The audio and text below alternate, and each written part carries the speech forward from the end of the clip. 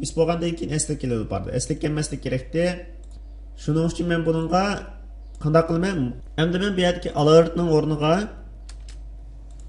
mushu knopkani bosgan vaqtimda aktiv degan turni qaysi indeksini bassam shuningga aktiv degan programni berish kerak. Ya'ni stylni ochidagi bu yerdagi aktiv degan programni shuningga yo'llab berish kerakdi. Unda bo'lsa men mushu programmaga asosan bu yerga bir kod yozaman. Eng avval tanladim passive degan turni. EQ indeksga asosan yo'llayman. Qaysi indeksga asosan yo'llayman buni? My index degan, ya'ni navbatdagi chekilganning indeksi qaysi bo'lsa shu indeks orqali turga EQ orqali bu indeksni yo'llab beraman. Undan keyin mushu indeksning o'ziga edit class bilan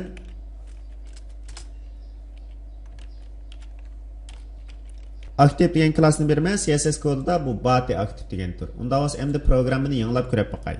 Men batning programmasini saqladim, saqlab etgandan keyin buni yanglab ko'rib boqaman. Undan keyin shirkat degan turni bassam aktiv faoliyat ko'tdi. Demak men programmani o'lchamlik yozibdiman, maqsadimga yetdim.